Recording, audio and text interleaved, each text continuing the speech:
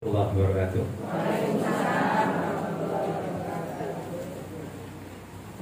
Alhamdulillah nahmaduhu wa nasta'inuhu wa nastaghfiruh wa nastahdihi wa natubu ilaih wa na'udzu billahi min syururi anfusina wa min sayyiati a'malina may yahdihillahu fala mudilla lahu wa may yudlilhu fala hadiya lahu.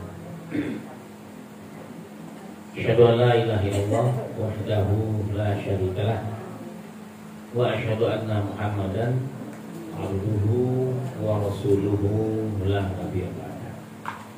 A'udzu billahi minasyaitonir rajim. Ya ayyuhalladzina amanu taqullaha haqqa tuqatih wa la tamutunna illa wa antum muslimun.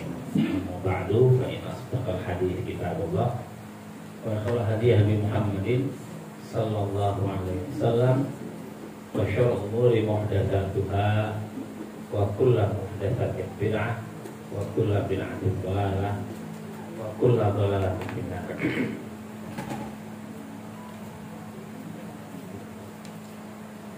Alhamdulillah, segala puji kita panjatkan kepada Allah yang Rahman, yang Rahim, yang dengan rahman dan rahimnya masih diberinya kita nikmat yang tak terhingga banyaknya. Alhamdulillah, dengan nikmat yang Allah berikan itu kita bisa menjalankan kehidupan kita sampai saat ini. Kita bisa berkumpul di tempat ini, alhamdulillah, sama-sama kita menegakkan perintah Allah, wa tawassaw bil haqq wa tawassaw bis sabr dan wa tawassaw bil marhamah, saling ingat mengingatkan tentang kebenaran, saling ingat mengingatkan tentang kesabaran dalam menegakkan kebenaran, dan saling ingat mengingatkan dengan penuh kasih sayang. Mudah-mudahan dengan kita saling ingat mengingatkan ini, kita bisa menjaga stabilitas keimanan kita. Yang kata Rasulullah, iman itu yazid, kadang naik, kadang lebih sering naiknya atau lebih sering turunnya? Hah? Iman kita lebih sering naiknya atau lebih sering turunnya? Hah? Naiknya dikit, naik dikit lagi, nanti dikit bisa habis nanti. Ya, mudah-mudahan kita saling ingat mengingatkan, kita bisa menjaga stabilitas keimanan kita, dan mudah-mudahan kita bisa menyelesaikan perjalanan hidup kita dengan husnul khotimah. Bapak-bapak, ibu-ibu sekalian, alhamdulillah tanggal 16 Agustus nih, ada yang mau ikut lomba 17-an panjat pinang lomba? Nah ya, ya alhamdulillah, Bapak Ibu sekalian,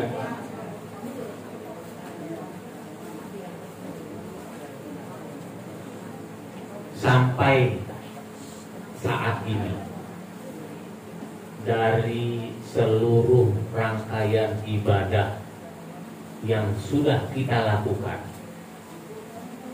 sholat, puasa, apa lagi, yang lain-lain banyak. Ada yang udah dapat konfirmasi belum kalau ibadahnya ada yang diterima? Ada yang sudah dapat konfirmasi? Hah? Belum dapat konfirmasi?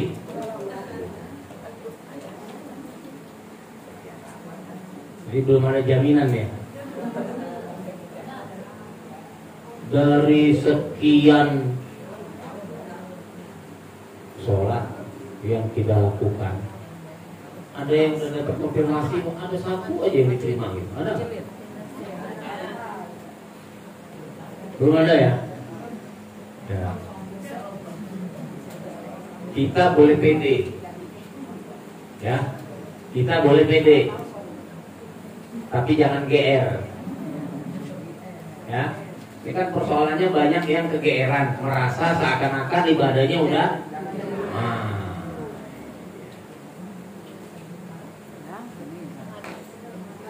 Karena Bapak Ibu sekalian, kita nggak tahu di antara seluruh amalan yang kita lakukan tuh mana yang bisa mengantarkan kita masuk ke dalam. Kita nggak tahu.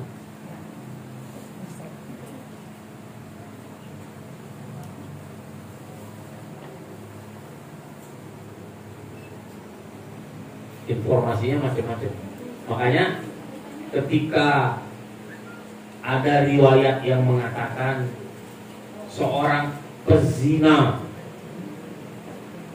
gara-gara ngasih minum seekor anjing masuk ke dalam, makanya banyak orang miara anjing. Ya, ngasih minum sekali aja bisa masuk surga, gimana kalau ngasih minumnya sering? Banyak lagi. Ya. Ya, padahal kita nggak tahu. Nah, Bapak Ibu sekalian, itu sebabnya kita harus selalu berusaha. Kenapa masih tetap harus berusaha meskipun udah senior gini? Kenapa masih tetap berusaha? Karena belum dapat konfirmasi. Ini udah terima atau belum? Ya. Sementara banyak para sahabat yang sudah confirm.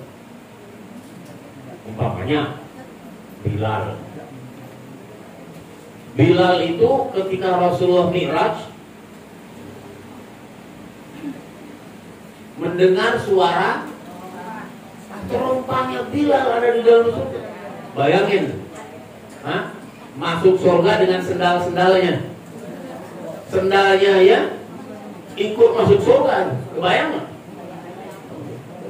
Jadi sendalnya nggak apa-apa deh. Ya. Mau nggak? Jadi sendalnya Bilal. Yang penting,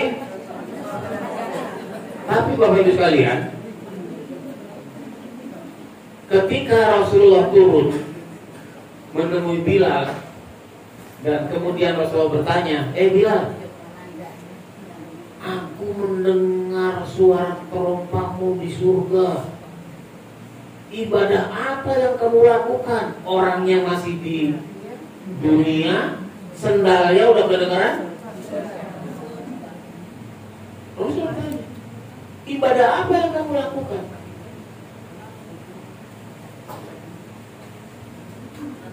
Bilal mikir apa ya? Dia tidak memamerkan satu pekerjaan yang besar, hebat, keren, terus viral. Dulu belum ada viral ya.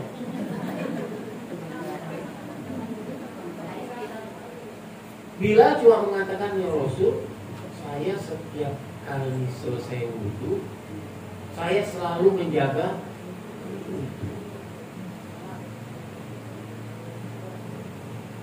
Ya, timbang jaga wudhu apa susahnya? Bilal, apa katanya? Kenapa dia sendalnya terdengar di surga? Dia selalu menjaga wudhu. Kan pekerjaan kecil ya, tidak populer itu. Bukan pekerjaan besar.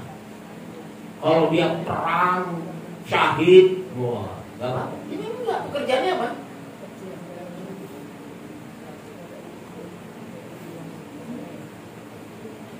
Hanya menjaga wudu. Tapi ya barangkali bukan wudu itu cuma pengantarnya doang. Tapi setelah wudu, nah itu yang membuat pekerjaannya jadi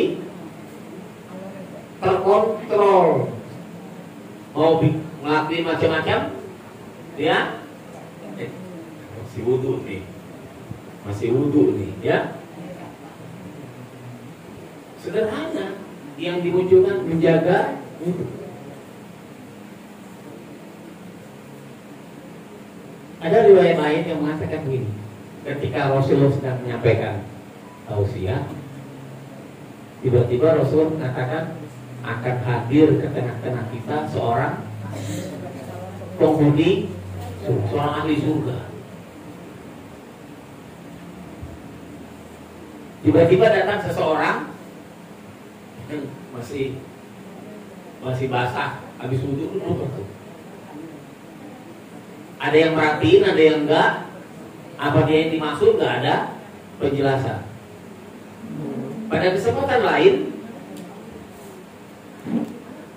ketika Rasulullah sedang menyampaikan tausiah juga, Rasul kembali mengatakan akan hadir ke tengah-tengah kita seorang ahli surga.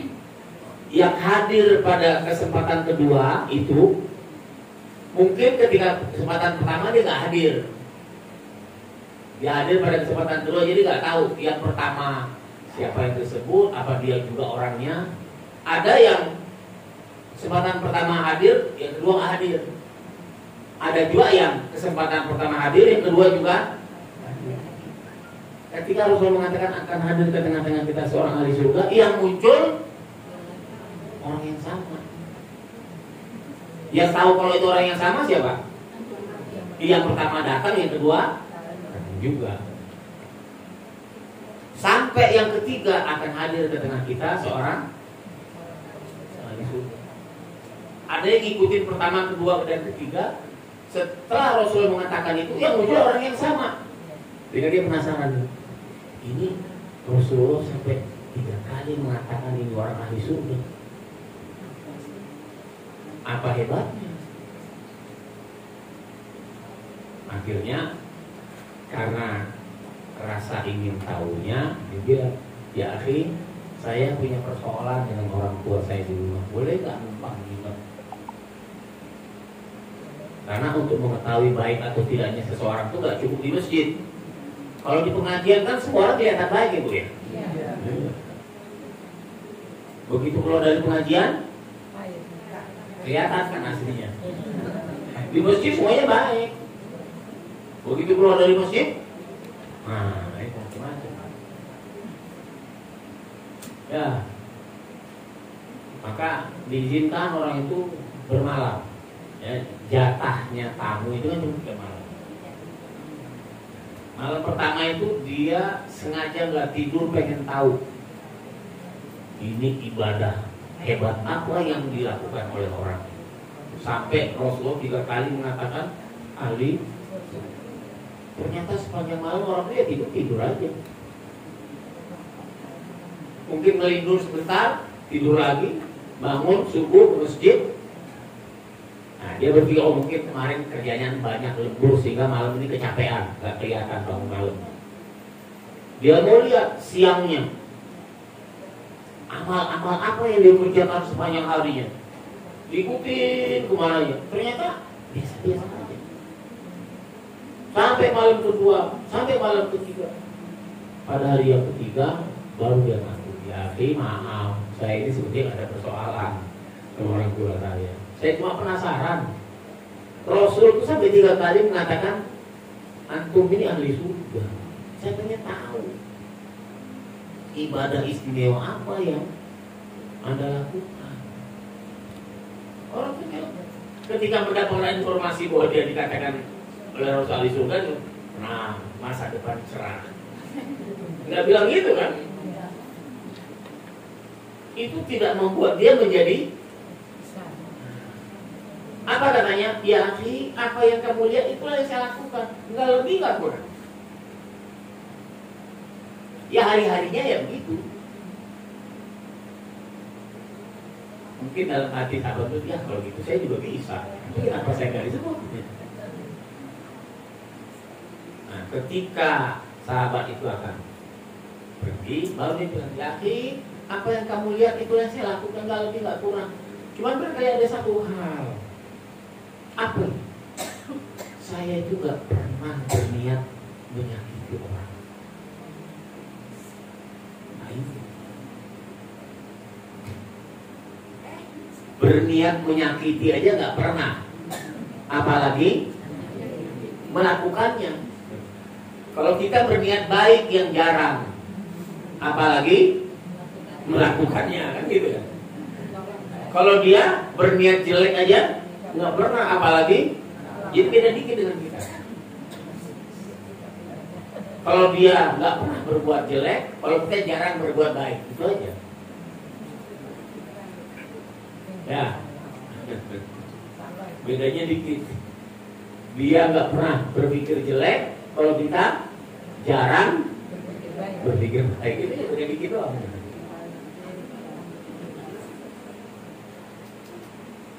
Jadi berpikir merugikan orang itu nggak pernah, apalagi melakukannya.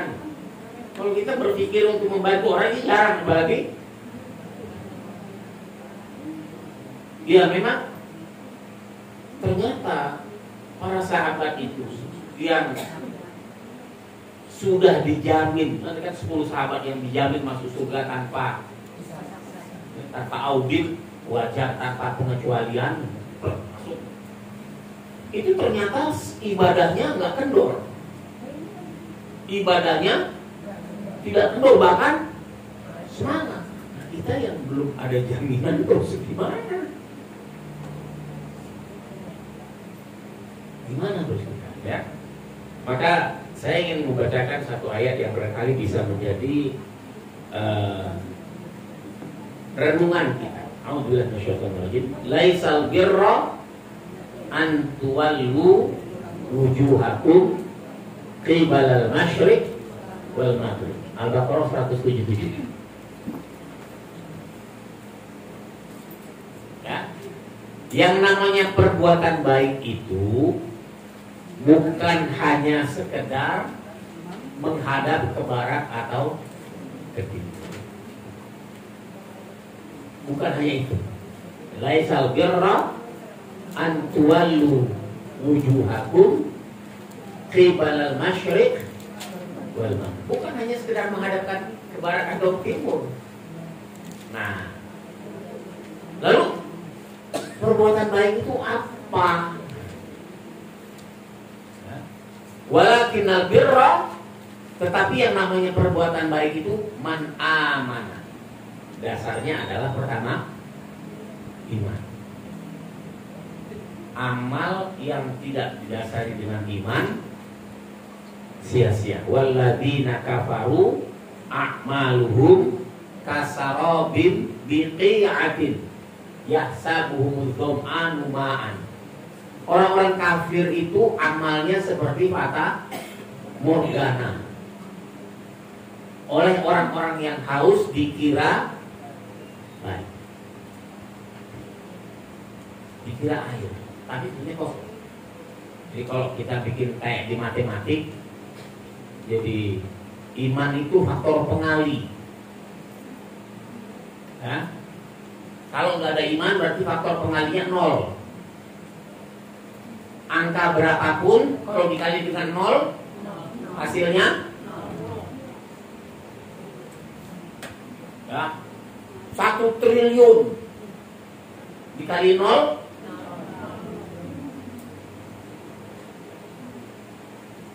tapi kalau iman itu meskipun ada kecil aja 0,001 tetap masih ada hasil. 1 dikali 0,001 masih ada. Masih ada. Tapi sekian triliun dikali 0 nggak ada artinya. Jadi yang membuat amal itu diterima itu dasarnya apa? Iman. Makanya kata Rasulullah, barang siapa yang di dalam hatinya ada iman, meskipun hanya sebesar zarah, maka dia masuk surga. Soal kapannya, soal lain. Ya, soal kapannya, soal lainnya mungkin belakangan gitu. Jadi itu nggak apa-apa, masih ada harapan masuk surga gitu. Daripada nggak sama sekali. Masih ada harapan. Barang siapa yang di dalam hatinya ada keimanan, meskipun hanya sebesar zarah, dia masuk surga. Meskipun gilirannya antriannya kapan. Nah, iman yang bagaimana? Ini kan persoalannya nih. Iman yang menjadi dasar, yang membuat amal kita itu diterima. Dasarnya apa?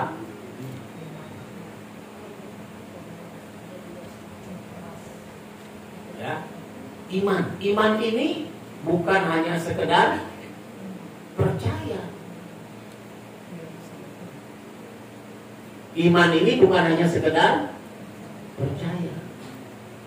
Kalau sekedar percaya kepada Allah, kalau sekedar percaya Allah itu ada, Allah itu kuasa, Allah itu maha pencipta,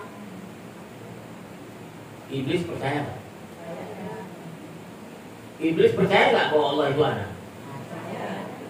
Dia pernah tinggal di surga, pernah berdialog dengan Allah, iya kan?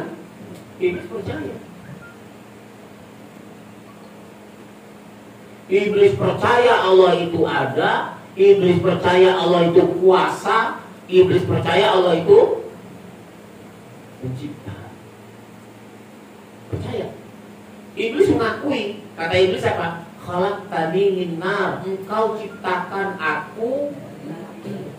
Artinya apa? Iblis tahu dong kalau dia diciptakan oleh Allah.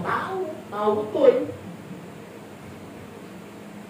Dan mengakui. Tapi iblis masuk surga. Di mana iblis tempatnya? Kenapa?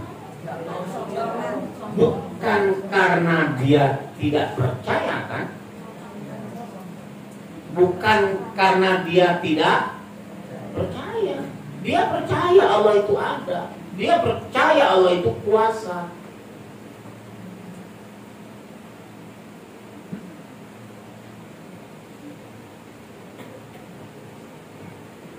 Terus gimana? Penyebabnya adalah karena dia tidak mau tunduk terhadap aturan.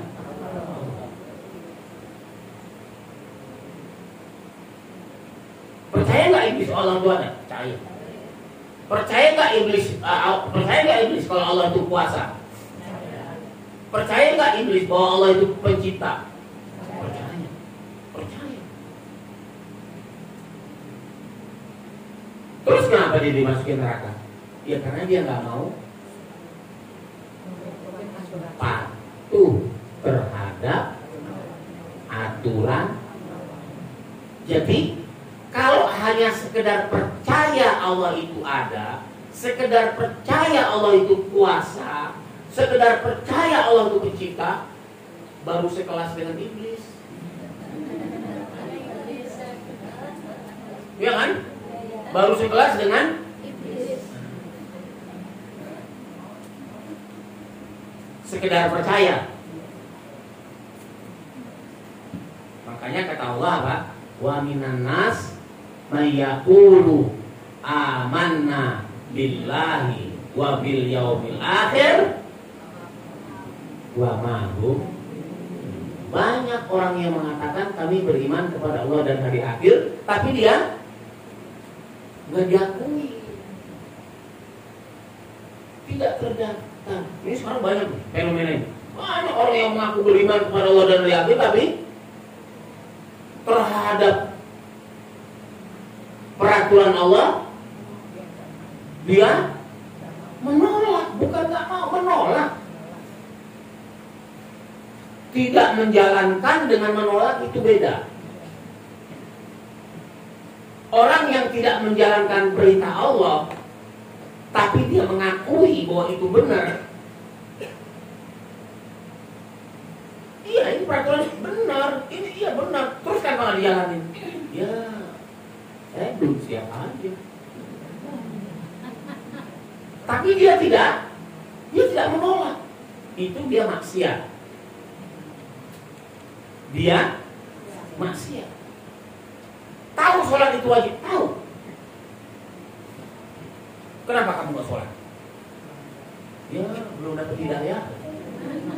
Tapi dia tidak mengatakan sholat itu gak wajib. Dia tidak mengatakan, dia tidak menolak sholat, ya. Tapi dia tidak mengerjakan sholat.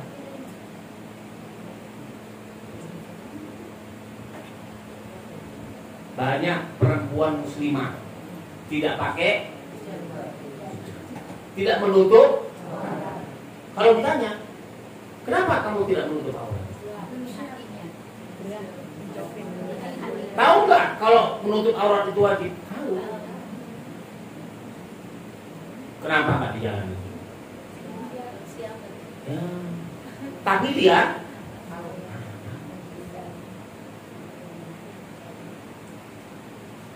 tahu nggak bahwa menikah lebih dari satu itu boleh? Oh, nggak bisa. Wah, itu nggak benar. Nah.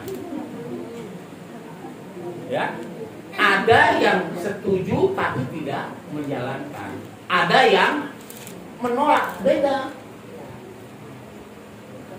Itu perdebatan antara Soekarno dengan Muhammad Nasir. Pak Nasir mendukung poligami. Soekarno menolak poligami.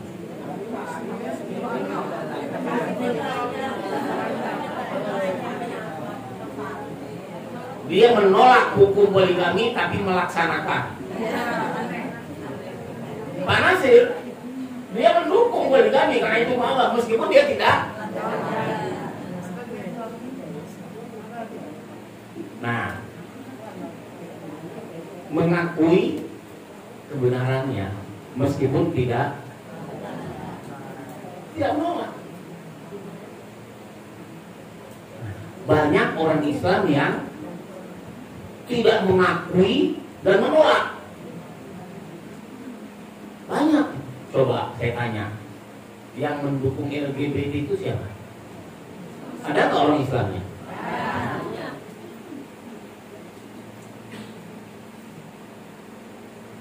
Pelakunya ada nggak yang orang Islam? Dia percaya nggak sama Allah? Tapi ketika dia ini nggak boleh, oh nggak apa-apa, tidak. Dia apa? Menolak.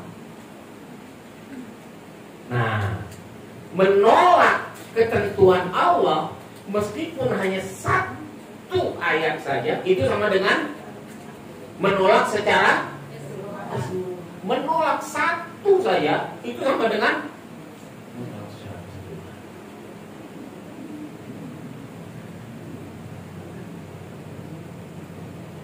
mestinya gimana orang yang beriman itu? Innama kana qaulul mu'minin idza du'u ila Allah wa rasulihi liyahkuma bainahum ay yaqulu sami'na. Jawaban orang yang beriman jika Allah dan Rasulnya menetapkan satu perkara, sikap orang yang beriman apa? Sami'na.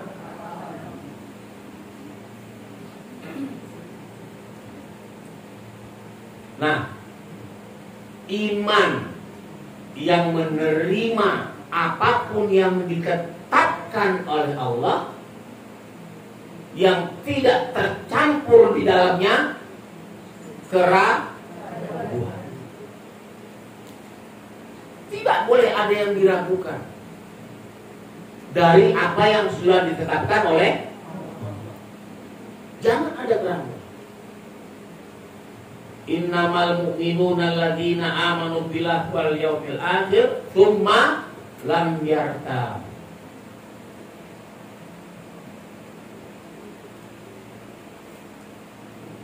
Ya. Sesungguhnya orang yang beriman itu adalah orang yang beriman kepada Allah dan Rasulnya, tsumma lam yartabu, kemudian dia tidak ragu-ragu lagi. Tidak ada keraguan. Ragu saja tidak, apalagi menolak. Ragu aja tidak. Jadi ini yang menjadi dasar aja kan. Laisal birra an tuwallu wujuhakum qibalal masyriq wal maghrib. Yang namanya perbuatan baik itu bukan hanya sekedar menghadapkan wajah ke barat atau timur, tapi yang namanya perbuatan baik itu dasarnya dasarnya iman dulu. Iman inilah yang akan membuat diterima atau tidaknya amal seseorang.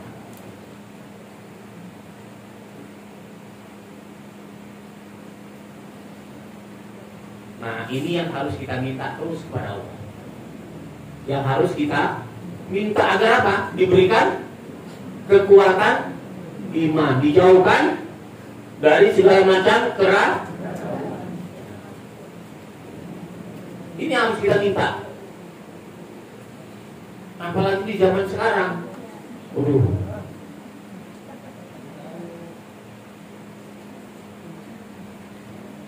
Nyaris kita tidak bisa membedakan mana yang benar, mana yang salah, mana yang baik, mana yang masing-masing mengeluarkan dalil. Terus gimana kita? Semuanya bawa Quran. Ini kata Quran begini, ini tergantung. Tinggallah ya umat yang dalam keadaan jadi mana yang mesti diikuti. Disitulah kita benar-benar harus meminta kepada Allah agar kita ditujukan kepada itu inti dari surat Al-Fatihah itu. Inti dari surat Al-Fatihah itu apa?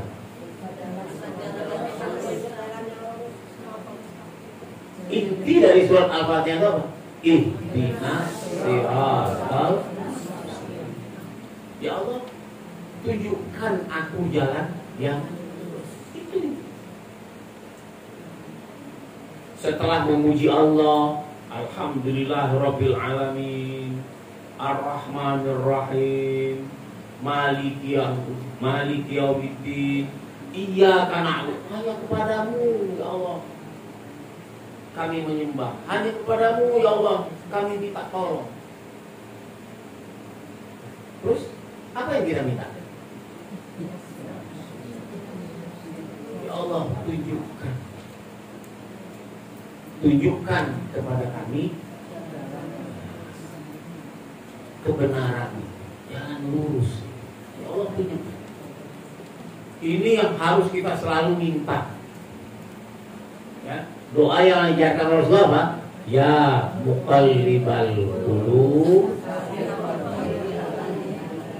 Ya Allah, hati ini gampang sekali berubah.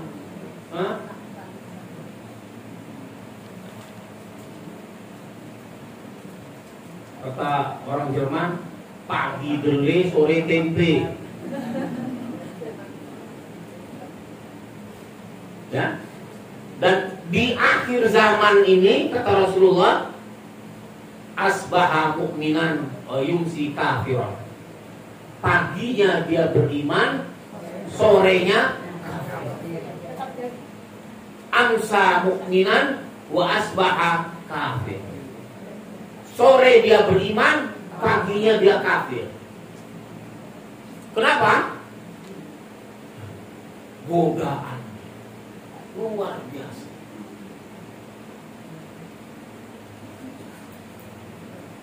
Maka kita harus meminta kepada Allah. Karena yang bisa menjaga kita cuma ya Allah, tolong ya Allah. Tolong ya Allah, kuatkan keimanan. Kuatkan hati ini ya Allah.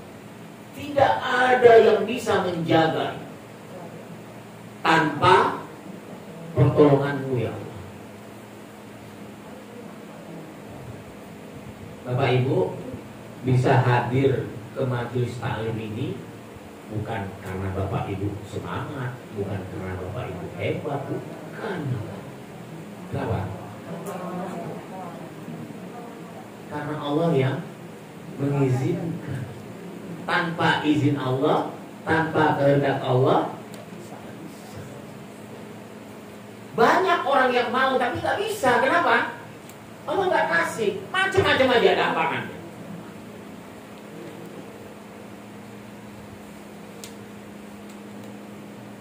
Bapak-bapak bisa sholat berjamaah di masjid bukan karena hebat,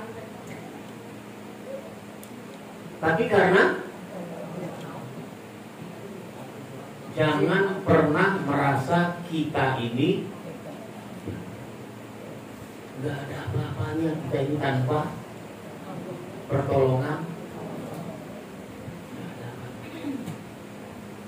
Dan jangan pernah merasa diri lebih baik dari orang lain. Karena endingnya kita belum. Ending kita nantinya akan seperti apa kita. Ya. Walakin albirra man amana billah wal yaumil akhir. Beriman kepada Allah, beriman kepada hari akhir.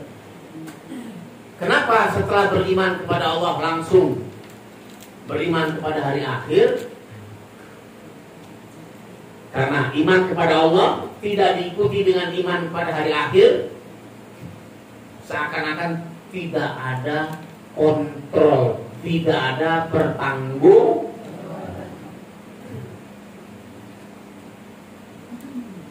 Beriman kepada hari akhir berarti kita menyadari bahwa apapun yang kita lakukan ini ada pertanggung.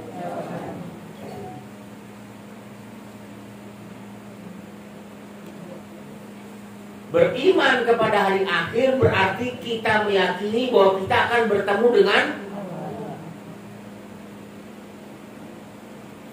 faman kana yarju liqa'a rabbih falyamal amalan wala yusyrik bi ibadati rabbih ahada. Barang siapa yang berharap akan bertemu dengan Allah nanti di hari akhir, apa yang mesti dia lakukan? Falyamal amalan, memperbanyak amal soleh dan jangan melakukan syirik. Jadi, walakinal birra man amana billah wal yaumil, beriman kepada Allah dan hari akhir. Iman kepada hari akhir ini yang akan membuat orang itu bisa menahan diri untuk tidak berbuat semaunya. Kalau orang tidak percaya kepada hari akhir gimana?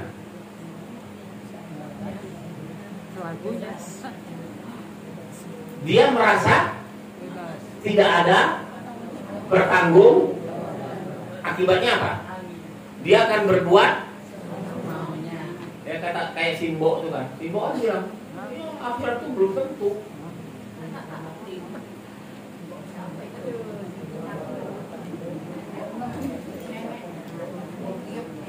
Ya kan? Simbo bilang, akhirat itu belum tentu.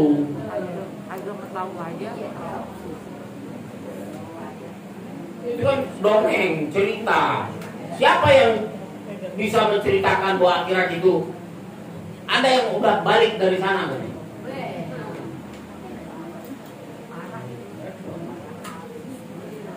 Jadi beriman kepada Allah, beriman kepada hari akhir. Walakin birra man amana billah wal yaumil akhir. Nah, baru nanti berikutnya ya. Wal malaikah wal kitab wal nabiyyin. Itu rukun beriman kepada malaikat, beriman kepada kitab yang Allah turunkan, beriman kepada para nabi yang membawa kitab. Dan urutan-urutannya begitu. Kita dapat informasi tentang akhirat dari siapa? Quran, dari Nabi. Apa yang dibawa oleh Nabi? Quran. Kitab. Siapa yang mengantarkan kitab? Jibril. Malaikat. Kan itu kan, baliknya ke situ kan. Beriman kepada Allah dan hari akhir, kemudian malaikat, kitab, nabi. Kita dapat informasinya dari Nabi. Nabi membawa Wahyu. kitab. Kitab diantarkan oleh asalnya dari Allah. bercerita tentang ada akhirat yang kita pasti akan bertemu dengan pencipta kita. Nah itu yang menjadi dasar dari perbuatan beriman itu. Iman kepada Allah dan seterusnya. Nah kemudian iman yang menjadi basis itu, fondasi itu memunculkan perilaku-perilaku sosial. Ya. Wa atal mal ala hubbi. Ya. Dia mau berbagi harta yang diberikan oleh Allah kepadanya, yang dicintainya. Nah, implikasi dari keimanan itu ada perilaku sosialnya. Apa? Atal mal ala hubbi. Dia mengeluarkan harta yang dicintai kepada siapa? Pertama, zawil qurba. Ya, jadi Bapak Ibu sekalian, ada prioritas. Ada prioritas yang perlu dibantu. Berbagi rezeki. Ada prioritas. Yang pertama siapa? Zawil qurba. Kerabat. Ini bagaimana? Kerabat. Keribat. Dia yang ada hubungan kekerabat. Jadi kalau dia itu tetangga, ya, nanti ada yang berikutnya ya, kita baca dulu terusnya ya. Zawil qurba, wal yatama, anak-anak yatim, wal masakin, wabnas sabil, wasailin, orang-orang yang memerlukan, wafir riqab.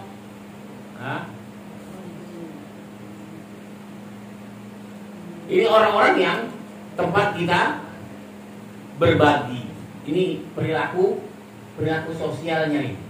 Keimanan itu, ketaatan kita kepada Allah, lalu kita mendapatkan kemudahan dari Allah, maka apapun yang Allah berikan kepada kita, kita dituntut untuk bisa memberikan manfaat kepada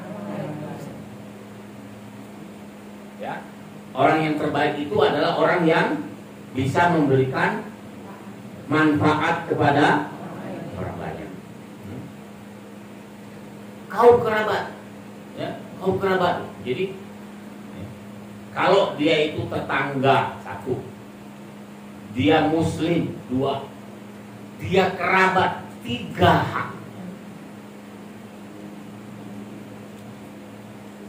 Kalau dia dia tetangga, dia saudara, dia muslim, dia yang harus di prioritas. 3. Kalau dia tetangga, dia muslim, meskipun bukan kerabat, 2. prioritas ke. Kalau dia cuma tetangga, prioritas. Atau muslim, prioritas. Tapi prioritas tadi, dia tetangga, dia muslim, dia kerabat. Ada 3 poin. Maka yang dimasukkan ke dalam perbuatan baik itu atal mal ala hubbi dzil qurba wal yatama, anak-anak yatim.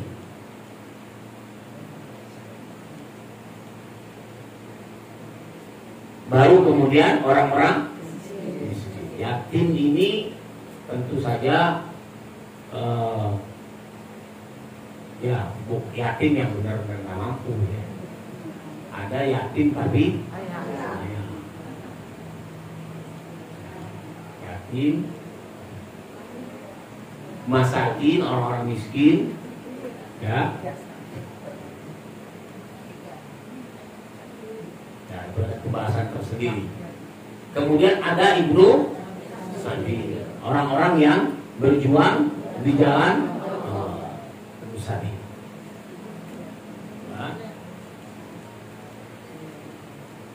Wasailin, orang yang memerlukan. Nah, ini kadang-kadang kita terkecoh juga ya.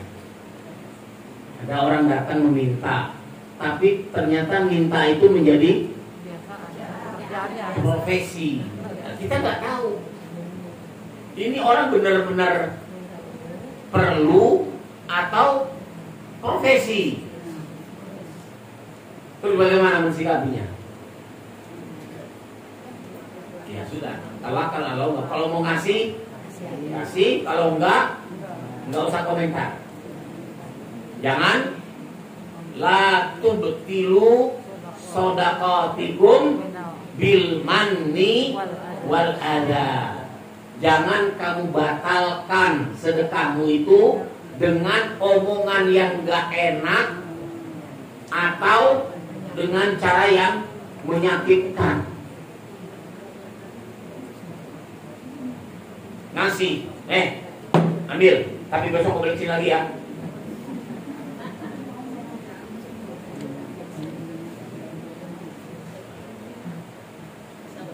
Ya kalau mau ngasih, tapi dia suka begini. Kalau ragu jangan. Kalau nggak mau ngasih, nggak usah komentar. Kalau mau ngasih, kasih. Terus nanti gimana? Ya terserah Allah. Kalau memang kita, tapi kalau kita udah tahu orangnya itu lagi menjadi profesi dia, nah ya sudah, kita lebih baik hati-hati. Tapi ini tadi hindari dari omongan yang menyakitkan. Wafir riqab, riqab ini apa? Ya kalau sekarang namanya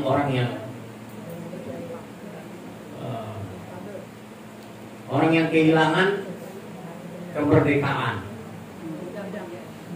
Hah? Ya bukan hanya budak.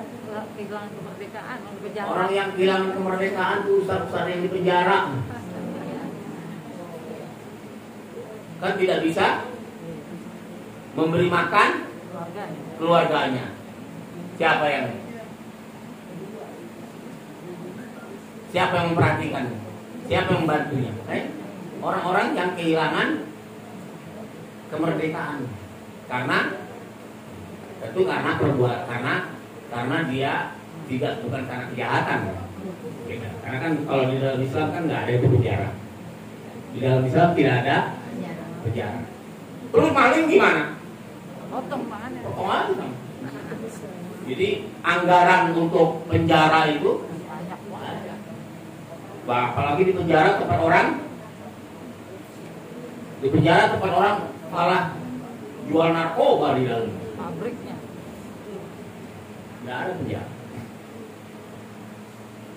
curi, korupsi, Kantung. tebas.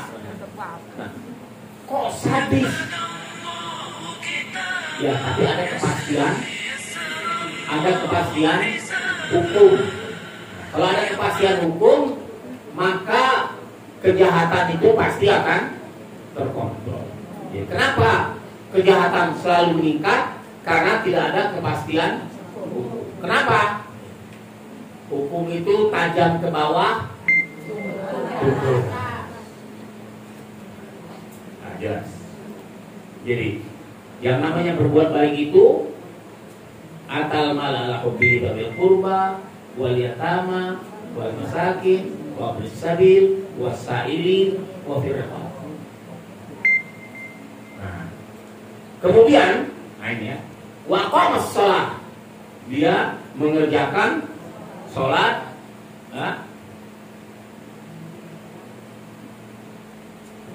wa ataz zakah, dia mengeluarkan zakat, pengulangan lagi dari yang di atas, wal mufuna bi ahdihi,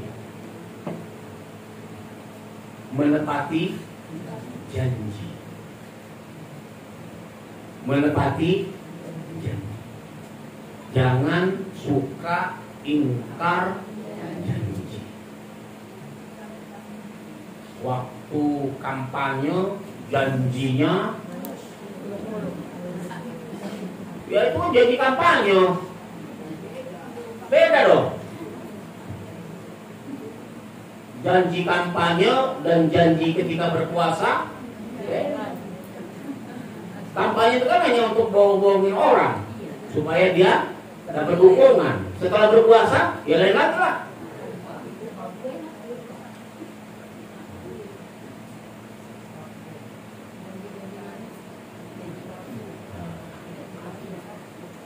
Ya.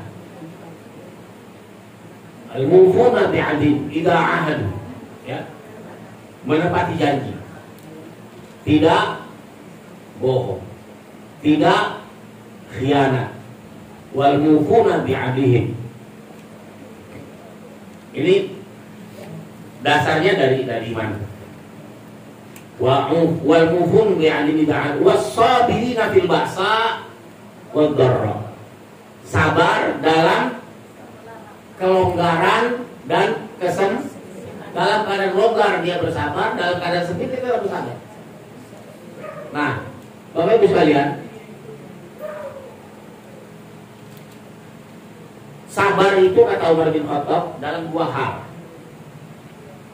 Sabar ketika mendapatkan musibah, dan sabar menahan diri untuk tidak berbuat maksiat. Banyak orang tidak berbuat maksiat karena memang nggak punya peluang.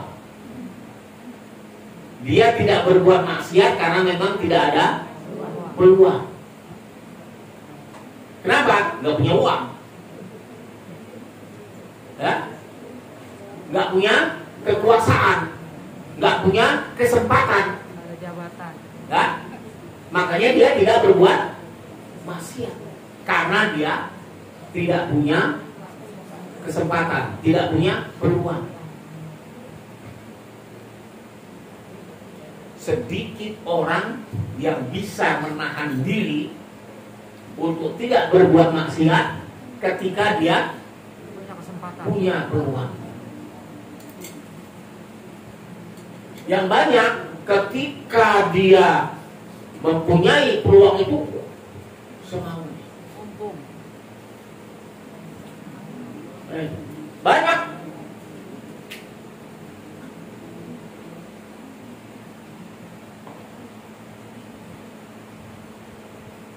Ketika diberi kekuasaan itu disalahgunakan. Ketika diberi jabatan, ketika dimurahkan rezeki, udah lepas kendali. Jadi, sabar itu tidak hanya ketika kita mendapat kesulitan, tapi sabar juga ketika kita berada dalam keadaan Punya peluang. longgar. Sabarnya ketika longgar gimana? menahan diri untuk tidak berbuat maksiat. Was-sabirina fil ba'sa wad-dharra والكاظمين الغيظ wa hinal ba's. Ya.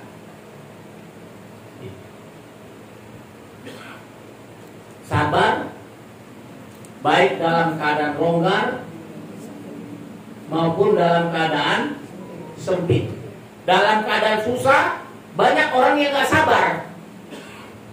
Wah, ini kapan selesainya ini kesulitan? Gak sabar.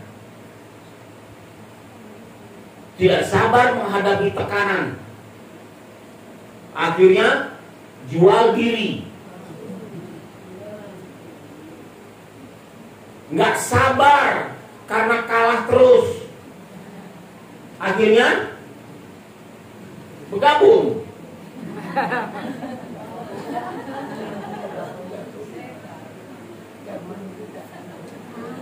Sabar.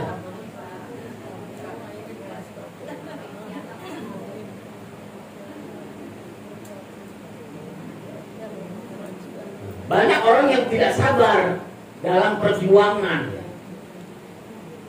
Maunya cepat menang, nggak sabar. Tapi begitu menang juga nggak sabar mengendalikan diri, terus jor-joran.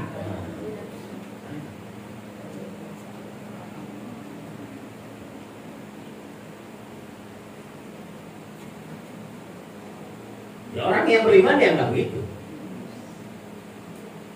Orang yang beriman tidak seperti itu.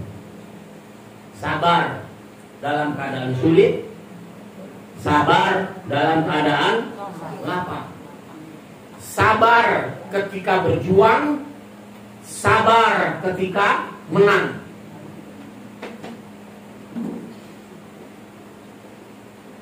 Jangan begitu menang terus euforia.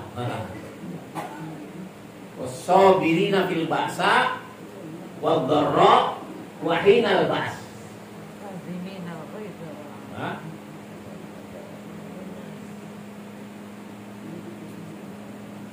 Nah, kata Allah berikut pula ikahumul ladzina shadaqu. Orang yang seperti itu tuh yang imannya benar. Orang yang imannya benar tuh yang begitu. Yang mana? Man amana billah wal yaumil akhir. Ya. Wal malaika wal kitab wan nabiyyin. والشهداء والصديق. Keimanannya iman kepada Allah, iman kepada hari akhir, beriman kepada malaikat, kepada kitab, kepada nabi. Keimanan yang lengkap, utuh, tidak tercampur dengan keraguan, yang kemudian dalam kehidupan sosialnya atal mal ala hubbihi dawil qurba wal yatama wal masakin wa ibnis sabil wasailin wa fir riqab, dia berbagi, enggak rakus. Orang yang beriman itu tidak mau berbagi. Siapa? Itu tadi golongan orang-orang yang tempat dia berbagi. Kemudian orang yang beriman itu apa lagi? Wa iqamas shalah. Dia menegakkan sholat. Wa ataz zakat. Nah, ini kan rukun Islam ya. Dia menegakkan sholat, dia mengeluarkan zakat. Nah, kemudian kehidupan sosialnya wal mufuna bi'ahdihim idza ahad, menepati janji, tidak gampang mengumbar janji lalu mengingkari.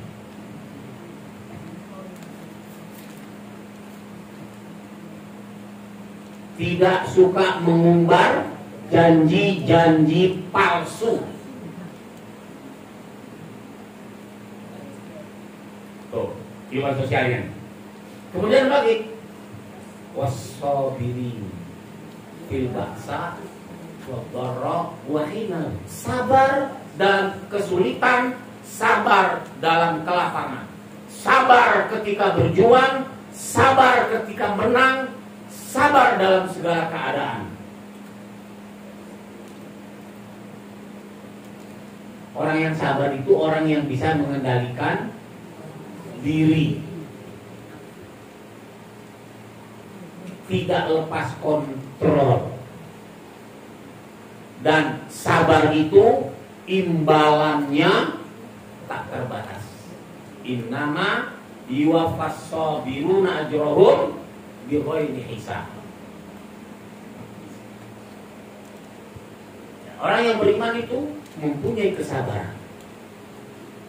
Nah, orang-orang itu tadi ulaika humul ladzina shadaqu. Itulah orang yang imannya benar, bukan hanya sekedar percaya Allah itu ada, bukan hanya sekedar menghadap ke timur atau ke barat, tapi ini perilakunya.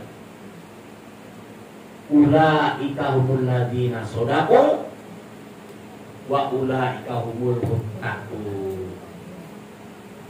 Itulah orang yang bertakwa. Jadi keimanan itu, kata Rasulullah, laisal iman bitamanni. Iman itu bukan hanya dalam khayalan, bukan hanya dalam bayangan, walakin ma wuqira fil qalbi wa saddaqahul amal. Iman itu apa yang terbetik di dalam hati dan terrefleksi di dalam amal.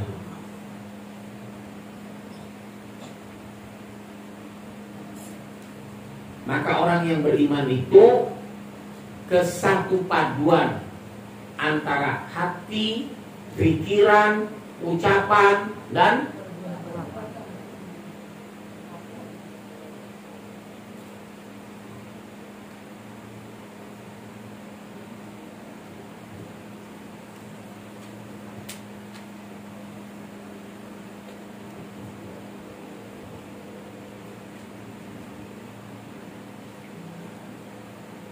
jadi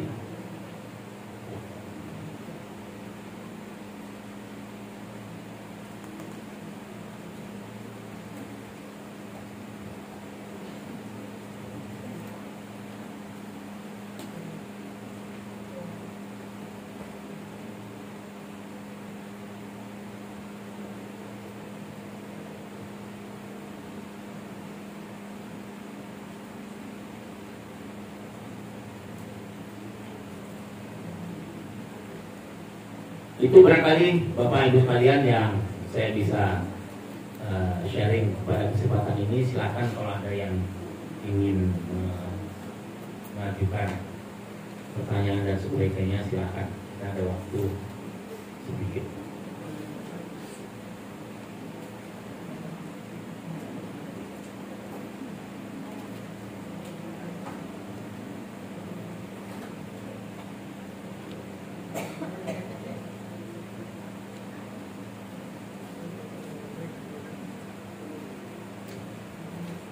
Ya, ini ada hadis yang diriwayatkan oleh muttafaq alaih tentang miskin.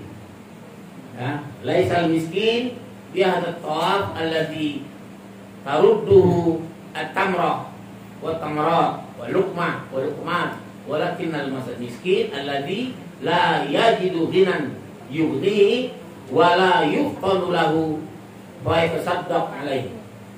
Orang miskin itu bukanlah orang yang berkeliling meminta-minta, yang akan pergi dengan diberi 1 atau 2 butir korma, sesuap atau 2 suap makanan. Tapi orang miskin adalah orang yang tidak mendapatkan harta yang mencukupinya, serta kemiskinannya itu tidak diketahui sehingga ia diberi sedekah. Orang miskin itu bukan orang yang minta-minta, orang yang ya memang dia tidak bisa mencukupi kebutuhannya, tapi dia menjaga iffah.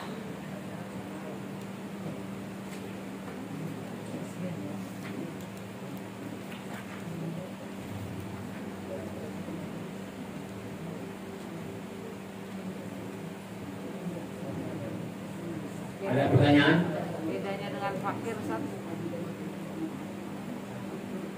Ya, yang fakir itu kan dia ada usaha, tapi usahanya memang tidak fuqara wal masakin.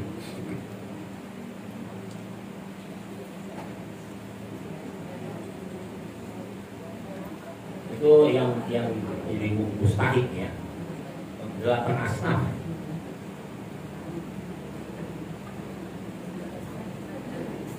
Jadi kita nggak tahu kalau dia miskin dong, Kak, karena dia menjaga iffahnya. Dia menjaga diri, artinya gini. Dia berada di tengah-tengah kita, tapi dia menjaga kehormatan dirinya. Dia tidak mau minta-minta. Nah, kita yang peka. Di situ kata Rasulullah, tidak akan masuk surga orang yang tidur malam dalam keadaan kenyang, makanan melimpah ruah, sementara tetangganya enggak bisa tidur karena kelaparan. Tetangganya enggak minta-minta, tapi enggak bisa tidur karena kelaparan. Nah, orang yang punya makanan melimpah itu, dia enggak tahu bahwa tetangganya kelaparan. Enggak ada surga. Artinya apa? Dia harus punya kepedulian, kepekaan terhadap, jangan menunggu sampai dia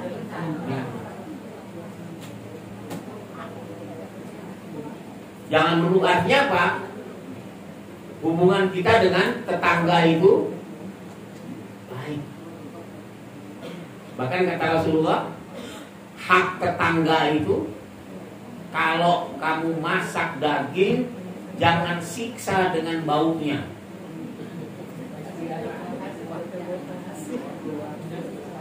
Bo ya? Nah, tapi masa tega sih, dikasih cuma kuahnya doang. Bapak Ibu sekalian, betapa indahnya hubungan bertetangga yang diajarkan oleh Islam. Hah? Masa tetangga kebauan, cuma kebagian baunya? Tapi ketika kita membagi, ya nanti ketika dia dapat, ini juga dia akan, masyarakat yang saling membagi itu akan menghilangkan gap kecemburuan antara kaya dan, maka hubungan sosial itu menjadi kuat. Ya. Kalau yang cukup tapi meminta, kan? Kenapa? Cukup tapi meminta. Nah, kalau ada orang menjadikan minta-minta itu sebagai profesi, kata Rasulullah, itu sama dengan orang yang cakar mukanya, badannya dengan kuku yang terbuat dari besi. Dia mencoreng wajahnya sendiri, mencoreng kehormatan dirinya sendiri. Dia mampu, tapi dan sekarang banyak yang orang dia punya kemampuan, tapi dia mintanya bukan minta begini, mintanya begini. Masih nggak? Masih nggak? Maksa. Ya, kalau kamu nggak kasih, saya nggak ini. Ada orang seperti itu. Jadi dia bukan minta, tapi ngerampas, maksa, memeras. Dia mampu. Kalau dia merasa nggak mampu, padahal menurut penilaian kita dia mampu nih, tapi dia perasaan dia nggak mampu. Itu dia. Dia merasa tidak mampu, berarti dia yang itu yang orang yang mempunyai harga. Ifah itu orang yang mempunyai harga. Orang mengira dia berkecukupan, padahal dia kurang. Tapi dia menjaga.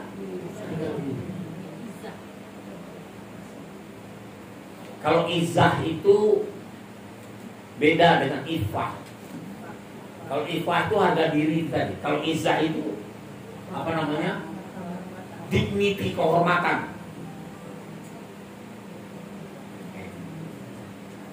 Izah itu ada kekuasaan, ada apa namanya? Gesah gitu ya. Wibawa.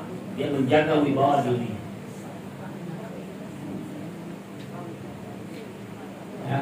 Ya, silakan. Ustaz, gimana kalau kita masak sesuatu kan rendang gitu Ustaz. Kita rendang nggak banyak-banyak, cuma 1 kilo gitu ya. Kita jiwanya se-RT gitu kan. Gimana kita mau ngasihnya Ustaz? Ya, nggak usah 1 RT. Tangga kanan kiri doang. RT kebanyakan. Itu Ustaz, satu lagi Ustaz, pernah kayak begitu terus kita kasih kan cuma sepotong-potong gitu kan ya. Terus ada yang juga gini Ustaz, kalau ngasih dikit tuh dia nggak besar kan gitu. Nah, itu gimana Ustaz? Ya. Ya, yang gini, memang masyarakat kita sekarang udah seperti itu. Kalau ngasih jangan tanggung-tanggung dong. Ya kita kan ingin berbagi, bukan memenuhi kebutuhan, bukan untuk memberikan kepuasan gitu kan. Kita berbagi, kita ingin bersedekah, ya kan, berbagi. Terus yang dikasih Kurang banyak. nah, itu namanya nggak tahu diri. Sama dengan gini Bu, sama Pak ya. Kalau kita melihat ada orang yang cacat, nggak ada tangan, nggak ada kaki, terus dia berdiri minta, ya kan? Kita jiwa kemanusiaan kita tersentuh, buka dompet, keluarin uang. Biasanya kan yang beredar itu kan paling 1.000-2.000 kan ya. Yang beredar bukan buat yang begituan. Ini ambil uang yang merah, nolnya 5. Kasih itu orang yang cacat itu, kita kasih uang merah yang nolnya 5. Bayangan kita kira-kira gimana reaksinya? Oh, surprise. Mungkin oh terima kasih banget. 100.000 jarang-jarang kan? Tapi kebayang nggak kalau orang yang kita kasih itu terus dia melihat kita dengan wajah yang bukan melas, dengan wajah yang agak sinis gitu. Terus dia bilang, Pak, kalau ngasih itu yang bener dong, yang ada manfaatnya. Ngasih 100.000 bisa buat beli apa? Ngasih itu 100 miliar kayak kan bisa buat beli rumah.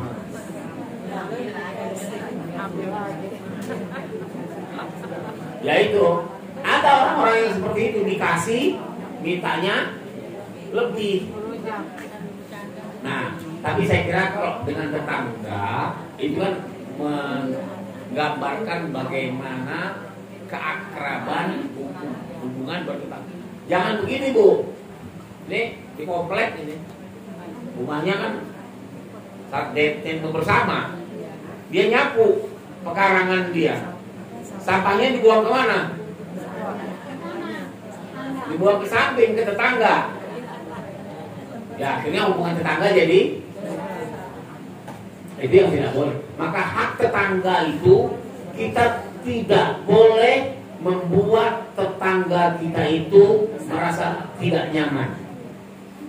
Nyetel TV, nyetel musik, nyetel ini suaranya tetangga, kedatangan tamu banyak, parkir sembarangan tetangga, kita tidak memberi, ya, itu gak boleh. Islam mengajarkan, Rasulullah mengingatkan, barang siapa beriman kepada Allah dan hari akhir, hendaklah dia menghormati tetangganya. Itu di antara ciri-ciri keimanan. Jadi iman itu bukan orang kemudian jadi kaku mengatakan ini kafir, ini. Orang yang beriman itu seperti yang disampaikan tadi dalam ayat 177 ini. Ada kepedulian, ada memenuhi janji, ada kesabaran dan sebagainya. Artinya keimanan itu terrefleksi dalam kehidupan sehari-hari dan tidak terkesan sangar, kaku, saklek, nggak ada senyum, serius,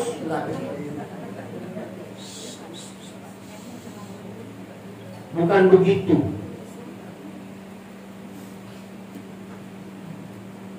Lalu eksklusif, hanya mau bergaul dengan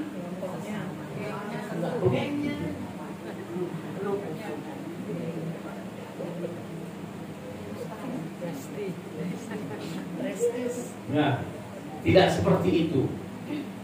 Ya. Ustaz, satu lagi Ustaz. Ya, silakan. Mengenai hak tetangga tadi Ustaz. Sekarang kan zamannya ini ya banyak orang-orang yang wali makannya tuh di jalanan. Ya. Jadi orang kita mulai nggak bisa lewat itu, harus muter jauh-jauh. Nah, itu gimana Ustaz? Ya, kita harus tahu bahwa jalanan itu milik umum. Mestinya tidak boleh. Bahkan kita parkir mobil kita di jalan yang membuat itu juga nggak boleh, karena akan mengganggu kelancaran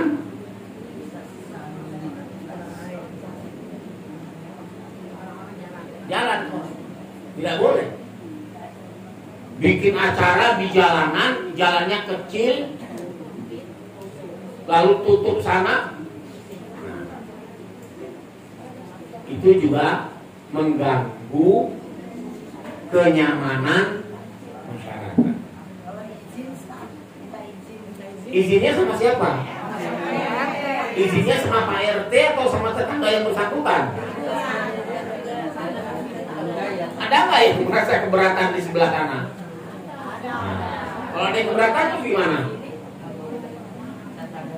Belum lagi musiknya tuh Ustaz. Se-RT kebetulan. Kalau ada yang lagi sakit? Gigi, Jadi sebaiknya memang kalau bikin acara-acara itu tidak mengganggu tetangga. itu yang harus ada tempat yang khusus. Kan boleh sekali-kali toleransi Ya. Kalau ada yang merasa keberatan, maka itu dihindari. Ya. Artinya hubungan bertetangga kita itu yang harus dijaga, dibangun. Ya. Wallahu a'lam. Ya. Ya. Assalamualaikum. Bagaimana menurut Ustaz ada seseorang yang berilmu tapi ilmunya itu kadang sering disalahgunakan, jadi bisa untuk kepentingan penguasa atau orang-orang tertentu. Jangan pendapat saya. Kalau ditanya bagaimana pendapat saya, nanti ya saya bisa salah. Tapi Bapak Ibu sekalian,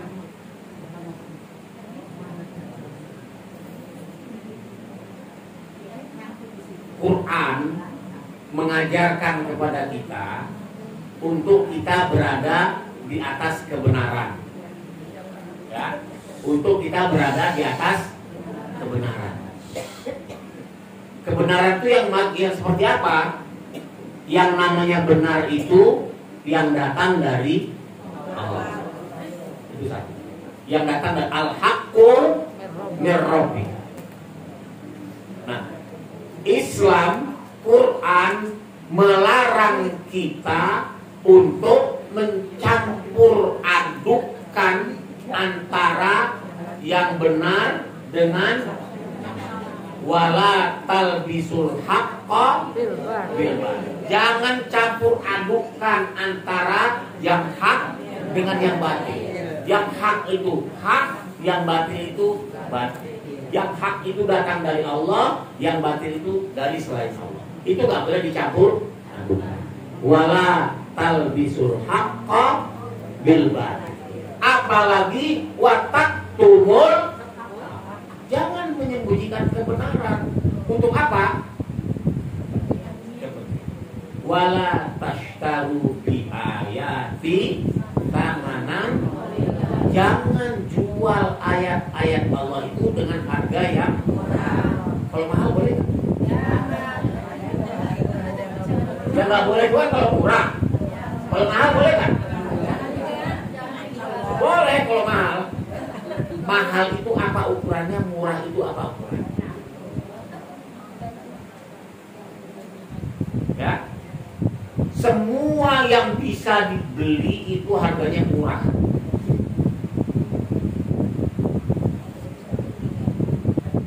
Yang mahal itu yang nggak bisa dibeli.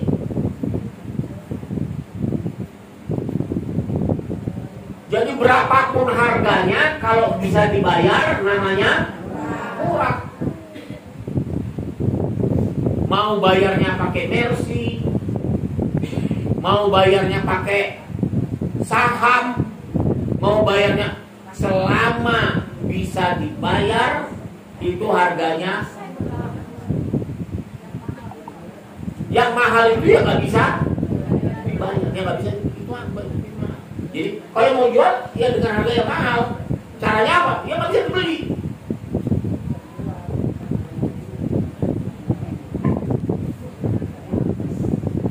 Hanya Allah yang bisa membeli. Apa? Surga.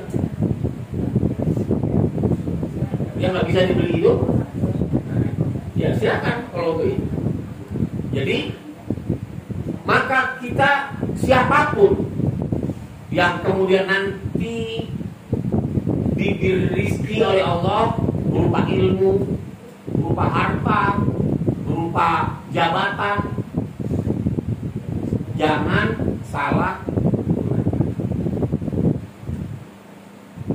Jangan karena kepentingan hawa nafsu yang halal dijadikan haram dan yang haram dijadikan halal.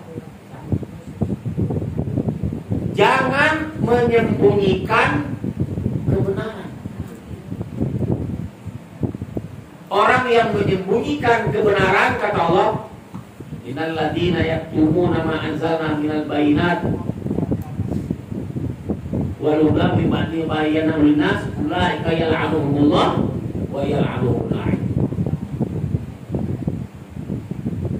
Orang-orang yang menyembunyikan kebenaran yang telah kami turunkan,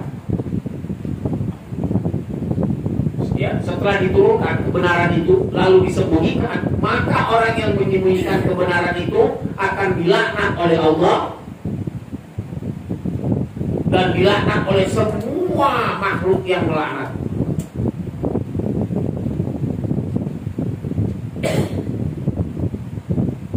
Ulaika yal'anuhumullah wa yal'anuhumul la'in. Orang yang menyembunyikan kebenaran.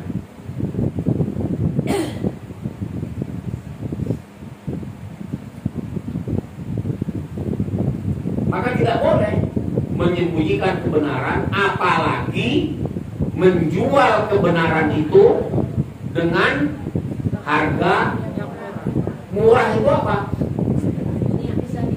Yang bisa dibeli itu murah. Dunia beserta isinya, setelah dia bisa dibeli murah. Jadi tidak boleh ya, menyembunyikan kebenaran atau menjual kebenaran. Ya, tidak peduli siapapun. Jadi kita tidak menunjuk siapapun, tapi ini berlaku secara siapapun. Quran mengatakan siapa yang menyembunyikan kebenaran maka dia akan dilaknat. Siapa yang menjual kebenaran dengan harga yang murah, dia akan enggak. Oh, ada lagi? Iya, iya, iya. Iya.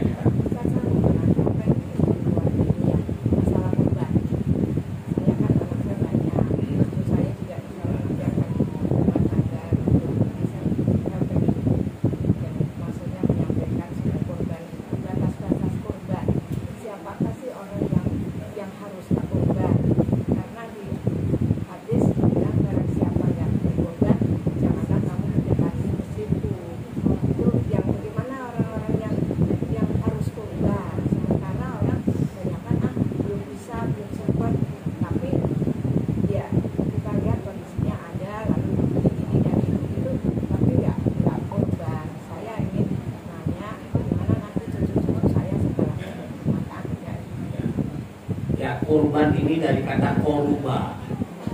Kurban artinya mendekatkan diri, kepada Allah. Ya kan? Bentuknya adalah haji.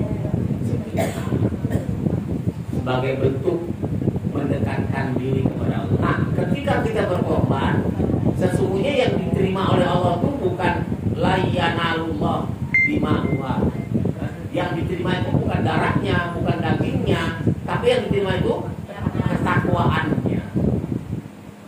Wala yanalu taqwa. Ketakwaannya. Ada orang berkorban tapi supaya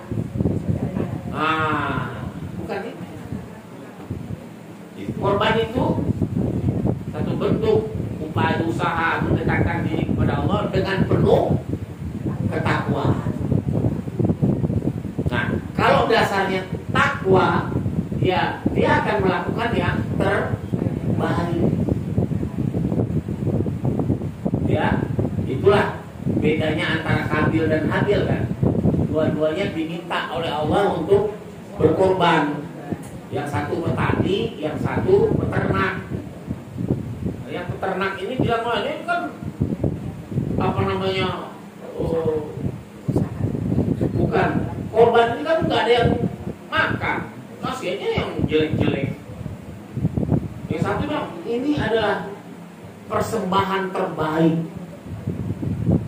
Makanya bagaimana kemudian korban itu memberikan yang terbaik yang bisa kita.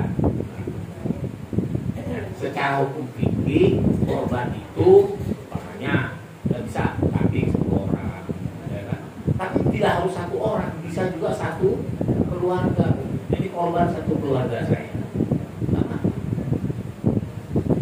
Gak ada, bisa nabung kalau mau, nah bisa. Cuma kalau nggak mau alasannya banyak. Kalau mau pasti bisa. Yang tahu hatinya seperti ya, tapi kita secara dogil misalnya lihat itu diingatkan. tidak mau. Ya makanya artinya kesadaran yang bersangkutan ada. Artinya memang belum mau. Artinya kan korban itu adalah satu bentuk ketakwaan. Ya. Jadi jangan mendekati ke situ, jangan langsung mendekati ke situ. ya artinya kan dia memang nggak mau. Dia mampu sebetulnya, cuma nggak mau. Banyak alasan.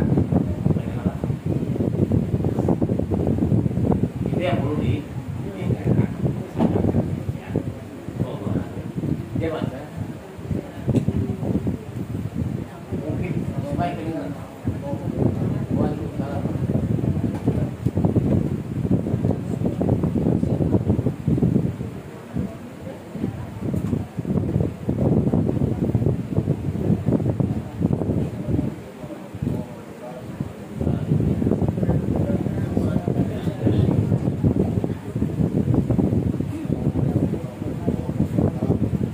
Ya udah.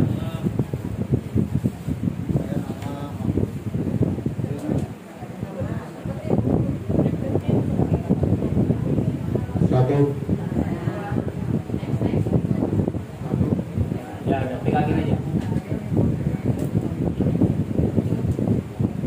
Saya nama Mahfud dari Kelurahan Pegayon. Izin kepada jamaah Kabupaten Jember yang dirahmati Allah dan Bapak Ustaz yang hormati. Ada hadis bahwa ada seorang pelaku berzina bisa masuk surga hanya karena memberikan minum seekor anjing yang kehausan. Tetapi ada hadis bahwa nanti yang pertama ditanya atau dihisab adalah sholatnya. Bagaimana Pak Ustaz dengan pelaku zina yang tidak pernah sholat tetapi bisa masuk surga? Dan kita juga setiap hari sholat belum ada jaminan diterima dan bisa masuk surga. Terima kasih Pak Ustaz.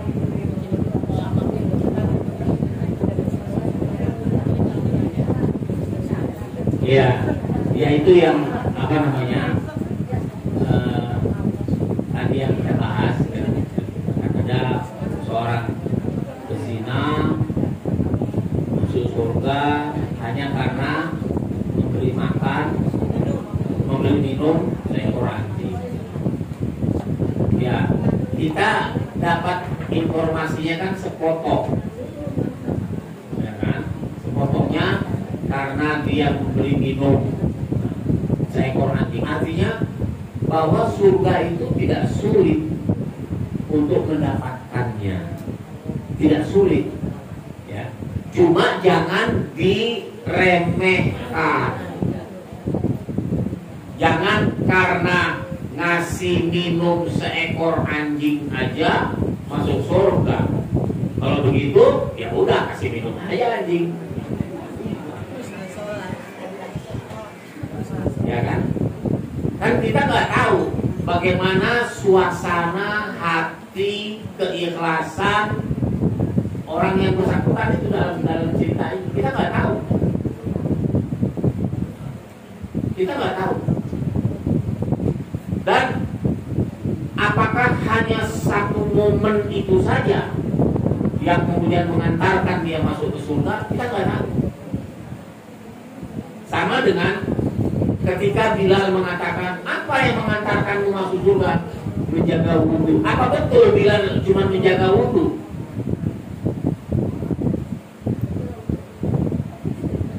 Ya kan? Yang dia tampilkan memang cuma menjaga wudhu, tapi amalan-amalan yang lain kita nggak tahu. Nah, pezina, orang yang pernah berzina ini memberi minum seekor anjing. Dan kita nggak tahu setelah itu apa amalan-amalan lainnya, kita nggak dapat informasi.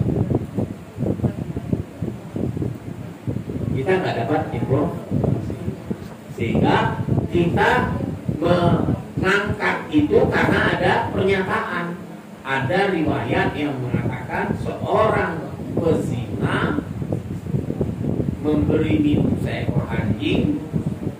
Kita nggak tahu suasana anjing itu ketika dia kehausan seperti apa, perjuangan suasana hati ketika melihat anjing itu kehausan, bagaimana suasana hati orang itu, bagaimana usaha yang dilakukan oleh orang itu untuk mendapatkan air, kemudian kasih minum ke anjing itu, ya kan? Kita nggak dapat informasi ya. Artinya kalau sama anjing saja dia punya kepedulian, kan ada mafhum mukhalafatnya kan, anjing yang kehausan aja dia bantu, nah kan apalagi kan begitu.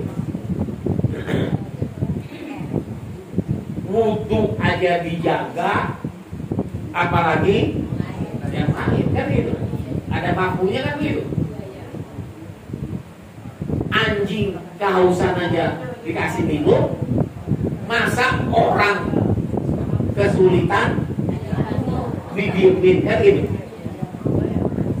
Nah itu mafhumnya. Nah sekarang kita ini udah sholat sekian puluh tahun, belum ada jaminan masuk surga, ya kita juga jangan kegeeran. Emang sholat kita udah gimana kualitasnya? Tapi kita boleh optimis berharap.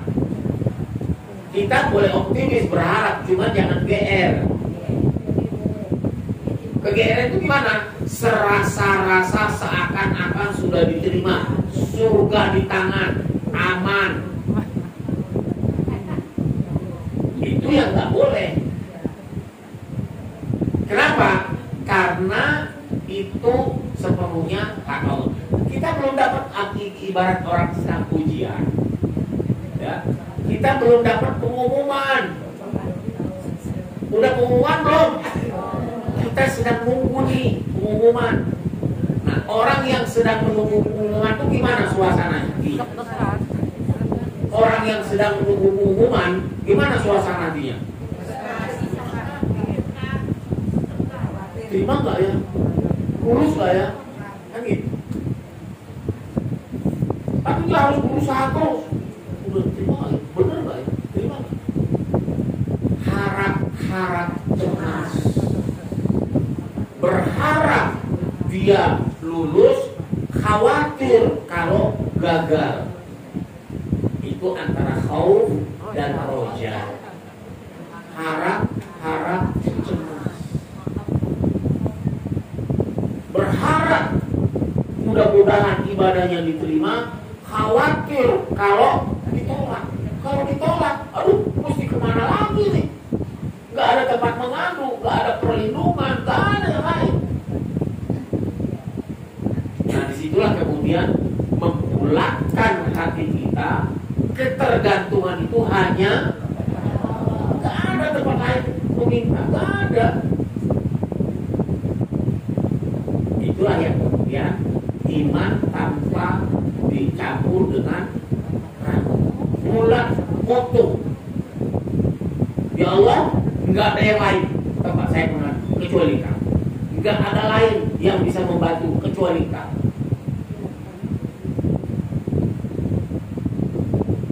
Jangan berselingkuh dengan Allah.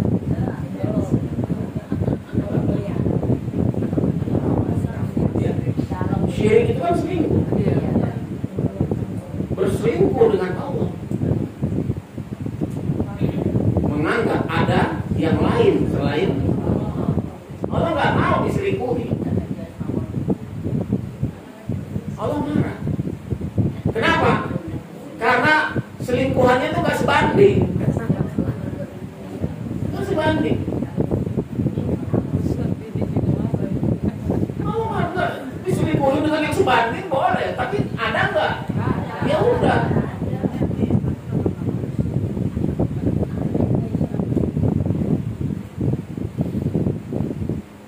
Makanya kenapa kita masih berusaha? Karena kita nggak tahu itu yang kita kerjain ini benar nggak sih, sesuai nggak sih? Makanya Bapak sekalian, ketika Nabiullah Ibrahim diperintahkan oleh Allah untuk mendirikan Ka'bah, setelah Ibrahim dan anaknya wa'id yarfa'u Ibrahimul qawa'ida minal baiti wa Ismail, ketika Ibrahim dan Ismail itu selesai mendirikan Ka'bah itu, Ibrahim nggak bilang ya Allah selesai dia. Enggak. Ibrahim tidak mengatakan mission accomplished. Enggak. Bagaimana Ibrahim setelah menyelesaikan itu? Ya Allah, tolong diterima. Rabbana taqabbal minna. Ya Allah, tolong terima. Mudah-mudahan persembahan ini dengan segala macam kekurangannya karena ketidakmampuan dan sebagainya mungkin tidak sesuai dengan spek. Tolong diterima. Dengan segala macam, dia tidak menganggap pekerjaan itu sudah sempurna. Enggak. Jangan pernah ada yang menganggap apa yang dilakukannya itu sudah. Makanya Bapak Ibu sekalian, ketika kita selesai sholat, Assalamualaikum, apa yang pertama kali kita baca? Kenapa? Baru selesai sholat kok mohon ampun? Itulah yang diajarkan oleh Rasulullah. Assalamualaikum, astagfirullah. Kenapa? Mungkin di dalam sholat ini ada pikiran yang melantur kemana-mana. Pernah nggak sholat sambil ngarang cerita?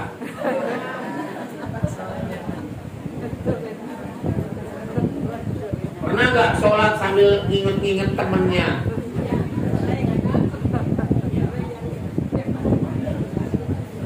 Mungkin di dalam sholat itu tercampur dengan macam-macam. Makanya begitu selesai, ya Allah, minta maaf. Mungkin sholat ini nggak benar, mungkin nggak sesuai dengan speknya, mungkin nggak sesuai dengan bagaimana yang seharusnya. Mohon maaf, tolong diterima dengan segala macam kekurangannya. Kan nggak ada begitu selesai sholat, selesai ya. Tapi ada juga orang yang begitu selesai sholat, assalamualaikum, alhamdulillah, selesai.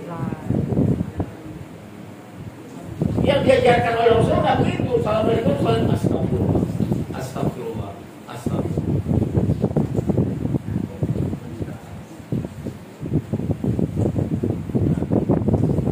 Ya, jadi kenapa kita masih harus selalu minta? Ya karena kita belum dapat Kepastian. konfirmasi.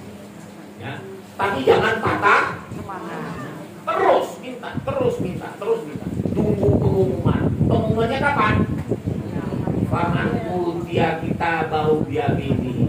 Siapa nanti yang ketika pengumuman dapat bukunya di tangan kanan, boleh dia merasa lega, lulus, masuk kan. Tapi yang menerima pengumuman pakai tangan kiri di belakang, waduh. Namun ada berita gembira, ya, meskipun nggak bisa langsung, tapi selama masih ada iman sebesar darah, masih ada peluang untuk kembali. Cuma ini jangan dijadikan pegangan dulu. Ya nggak apa-apa deh, masuk surga terakhir dulu nggak apa-apa. Kalau harapan itu harus yang paling tinggi. Ya Allah, masukkan ke dalam surga yang terbaik, surga Firdaus. Tanggung-tanggung, mintanya nggak tanggung-tanggung.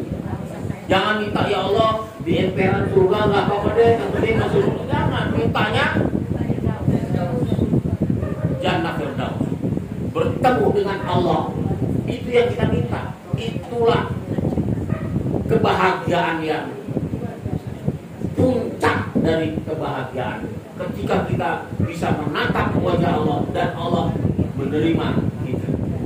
Itulah puncak dari itu yang kita minta. Itu yang kita insya Allah. Ya. Cukup kali ya. Jam 11 ya, Ibu terakhir.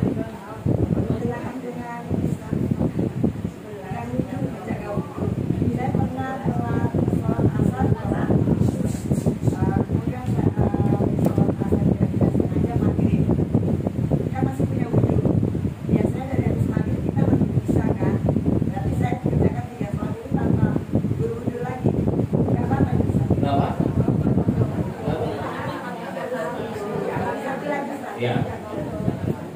Satu lagi ada di sini ada jamaah, karena jamaah asli, ada dalam kesulitan. Kemudian beliau meminta sumbangan ke kita nih, minta sumbangan kita dibantu untuk keperluan anaknya sekolah.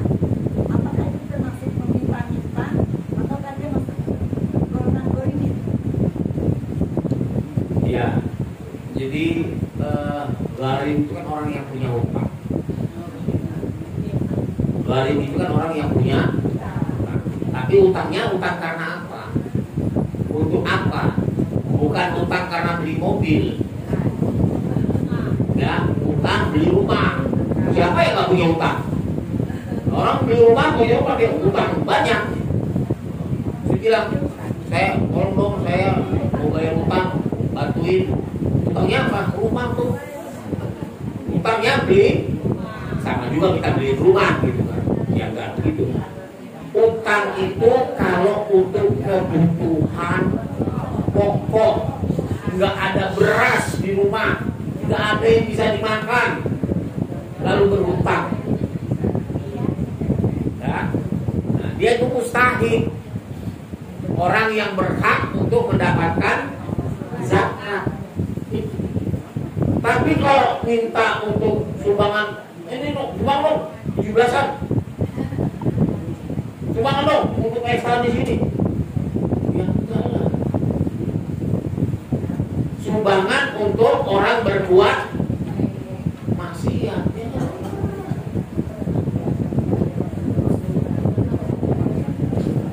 Ya. Nah, kalau ada orang yang anaknya mau sekolah, nggak ada uang, kita bantuan, lalu nyebarin, ya itu saya kira itu menjatuhkan harga diri yang bersangkutan. Itu dia tidak menjaga iffah, tidak menjaga iffah harga dirinya.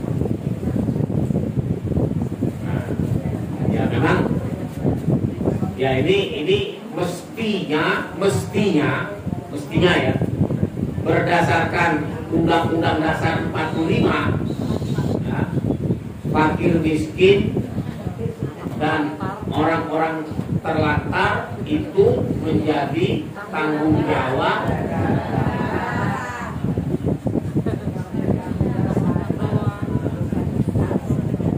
dan negaranya di mana?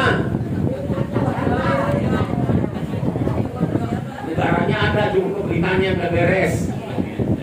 Makanya jangan salah, pemerintah nggak beres malah dipilih. Nggak ada yang milih tuh. Orang dia bukan milih. Ya.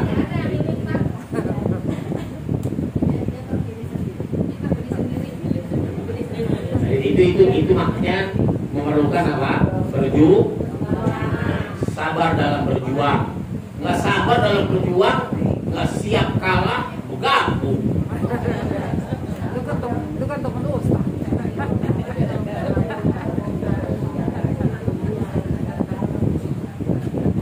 Baik, saya kira itu ya. Mudah-mudahan.